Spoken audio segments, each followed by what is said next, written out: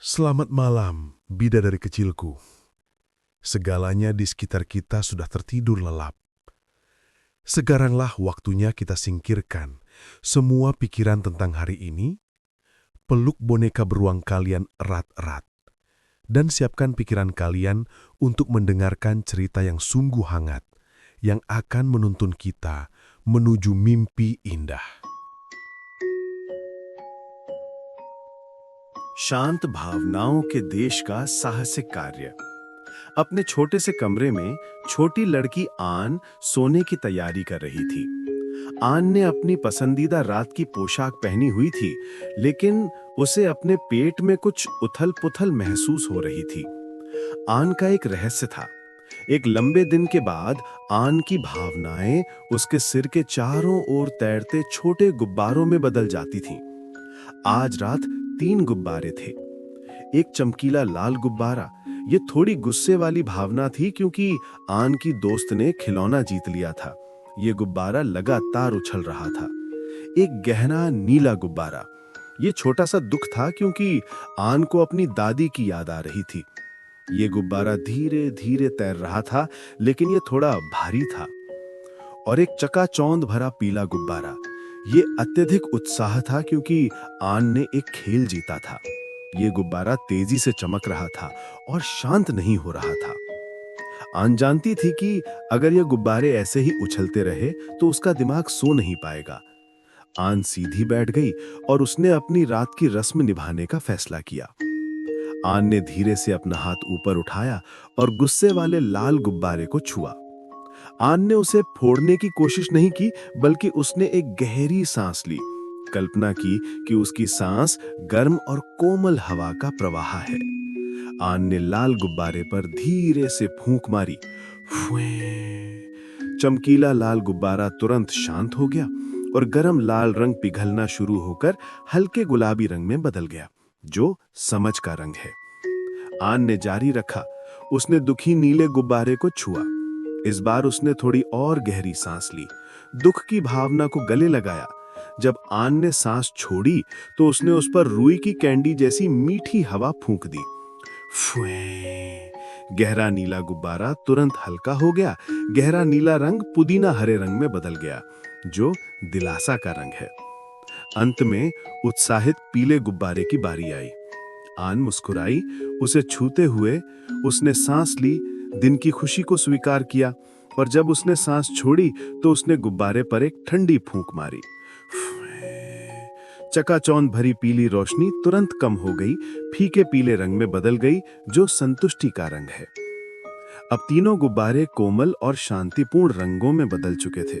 वे धीरे धीरे मिलकर एक ही बैंगनी बादल बन गए, जो नींद का रंग है। बैंगनी बादल आन के सिर के ऊपर तैर रहा था। आन ने उसे देखा, महसूस किया कि उसका दिमाग पूरी तरह से खाली और राहत महसूस कर रहा है। फिर बैंगनी बादल धीरे से छत की ओर उड़ गया। वो कोमल अंधेरे में घुल गया, अपने साथ दिन की सभी भावनाओं को ले गया। आन लेट गई और कंबल को अपनी ठोड़ी तक खींच लिया। उसने अपनी आंखें बंद कर ली। आन को अब लाल गुब्बारे के उछलने की आवाज सुनाई नहीं दे रही थी और ना ही नीले गुब्बारे का वजन महसूस हो रहा था। उसके दिमाग ने केवल शांति और सुकून ही बचा था। और छोटी लड़की आन गहरी नींद में सो गई, कोमल बैंगनी बादलों का सपना देखने लगी। छोटा पांडा और अच्छी नींद की घड़ी। सरसराते हरे बांस के बगीचे में बाओ नाम का एक छोटा पांडा रहता था। बाओ सबसे प्यारा पांडा था, जिसकी आंखें गोल थीं और रोएदार काले सफेद बाल कपास की तरह मुलायम थे। बाओ को खेलना और बांस खाना बहुत पसंद था, लेकिन एक चीज जो बाओ अक्सर भूल जाता था, वो था समय। हर शाम जब पांडा माँ बुलाती थी, बाओ 8 बज गए, सोने की तैयारी का समय हो गया, तो बाओ अक्सर जवाब देता था, 1 मिनट रुको माँ। आज भी वही हुआ। बाओ अभी भी ईंट के खिलौनों के एक आखिरी ढेर को बहुत ऊंचा करने की कोशिश कर रहा था। बाओ की छोटी हरी घड़ी की सुई ठीक 8:30 पीएम पर थी, लेकिन बाओ अभी तक बिस्तर पर नहीं गया था। जब बाओ आखिरकार लेटा तो उसने महसूस किया कि उसका दिमाग अभी भी ईंट वाले गेम की तस्वीरों और आवाजों से भरा हुआ है। वो बार बार आंखें बंद करता और खोलता रहा। उसे नींद नहीं आ रही थी। ठीक तभी बाओ की पेंगुइन के आकार वाली अलार्म घड़ी धीरे से कांपी। ये कोई जोरदार अलार्म की आवाज नहीं थी, बल्कि एक बहुत छोटी, बहुत स्थिर टिक टिक टिक टिक की आवाज थी जो खामोशी में गूंज रही थी। बाओ ने घड़ी की ओर देखा। उसने बाओ को डांटा नहीं, बल्कि बस अपनी लय से याद दिलाया। नमस्ते बाओ, घड़ी ने फुसफुसाते हुए कहा।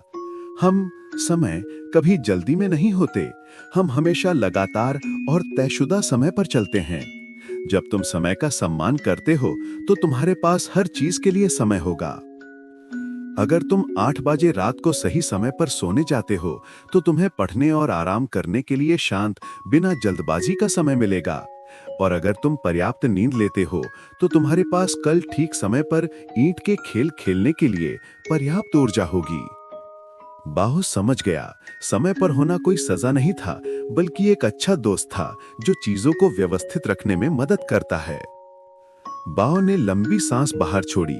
ईंट के ढेर की सभी तस्वीरों को अपने दिमाग से बाहर निकाल दिया। उसने घड़ी की धीमी टिक टिक टिक टिक की आवाज सुनी। वो आवाज एक कोमल और व्यवस्थित लोरी की तरह थी। बाओ ने महसूस किया कि उसका दिमाग भी व्यवस्थित होना शुरू हो गया है।